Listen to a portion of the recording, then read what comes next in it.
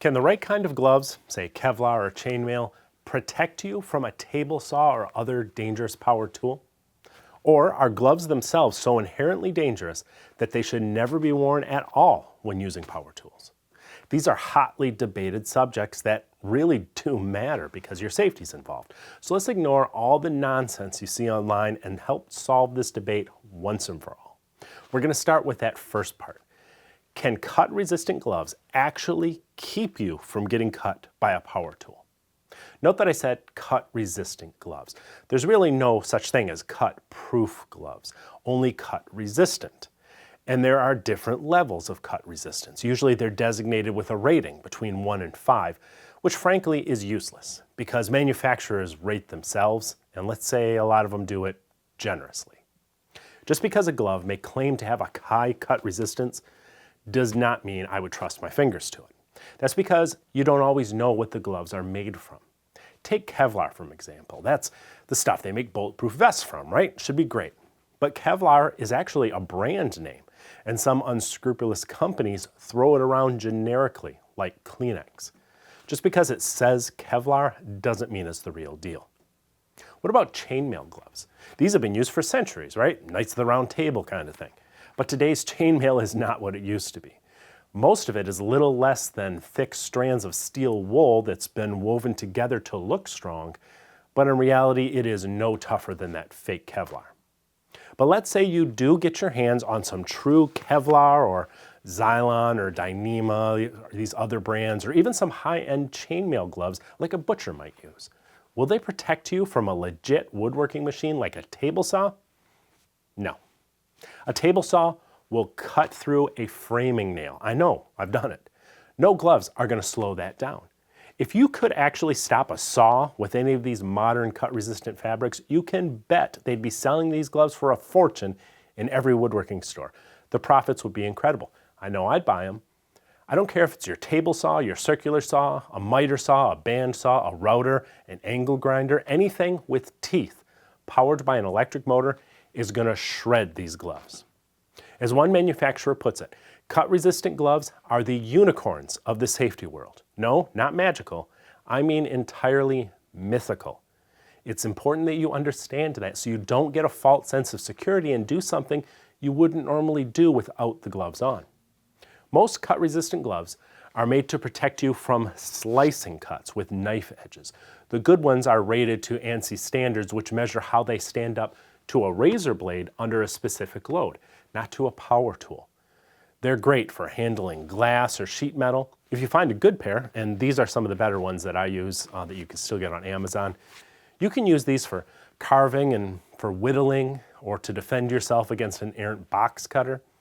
These are all things that we do in our shop that makes it well worth owning a pair of good cut-resistant gloves. But you have to understand they have limitations. While they might hold up to accidental slicing cuts, you can saw through these with repeated strokes. And while they may deflect a wide chisel or a gouge from a glancing blow, a sharp stab from a pointed or narrow tool or the corner of a wide chisel is going to go right through these. They are definitely no match for a powerful blow from a hatchet or, as I previously explained, from any toothed electric power tool. But don't they make gloves and clothing that will hold up to power tools like chainsaws? They do, but not in the way many people think. Chainsaw clothing is made from multiple layers of Kevlar-like fibers that are meant to just shred and clog up the saw's drive sprocket.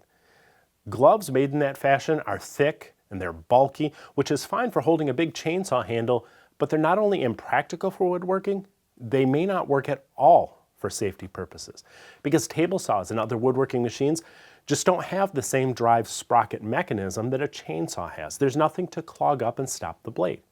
You'd be far more likely to just get yourself wrapped up in the blade and have your hand pulled deeper in. And that leads to the other question. Should gloves of any kind be worn in a workshop? This is something that is really hotly debated. Some folks just like to wear gloves to protect their hands from splinters while they're handling rough lumber, for example. But what happens if you catch a glove on one of the many rotary machines in the shop, like the jointer, the lathe, the drill press, the router or table saw? It could be catastrophic. Some folks, and I actually used to be among them, argue that well-fitting gloves are fine because your hand should never be that close to the blade anyway. I even saw a popular video several years back where someone was trying, without success, to get a glove to intentionally catch on the saw blade. And that helped reinforce in my mind that gloves were safe around these types of power tools. But then I started traveling around the country, and for years now I've met people who have indeed caught gloves in table saws, jointers, band saws, lathes, you name it. You can argue the physics and the philosophy of it all day long, but they can just counter those arguments by holding up a mangled hand. Real life always trumps theory. It does happen. How does it happen though? How can a safety-conscious person get their hand close enough to a spinning blade to catch a well-fitted glove? Well, I can think of at least 3 ways. First, gloves cause complacency. They give you a false sense of security. There's a lot of data to support this. People with gloves on often put their fingers closer to blades than they would otherwise because they don't actually see how close their flesh is to the danger. It's a psychological effect that's experienced even by people who think they would never do it themselves. Second, gloves can turn a close call into an actual disaster. Have you ever had a slip or a kickback or something that caused your hand to get close but not hit a blade? You know that sick feeling that you get because you know you were this close to disaster? Well, if you were wearing gloves, you may have actually been pulled the rest of the way in. Finally, while gloves can keep splinters or ragged edges from cutting your hands, those same splinters and ragged edges can also catch the glove, and the workpiece itself can then pull your hand into the danger zone. This is especially likely if you're using 2 hands to feed a board into a machine with an overhand motion like a table saw. The glove on one hand gets caught, but before you know it, the other hand is doing its job, almost on autopilot, and it pushes the workpiece and your cut hand toward the cutter. If you've ever had an accident with a power tool, you know how lightning fast this stuff occurs. It's easy to sit at our computers and think, I'll just pull my hand away before it got into the blade. That's not how the real world works, and there's 750,000 injured woodworkers a year that can attest to that. Now, there are exceptions to this rule. For example, I'm not going to tell you should never wear gloves.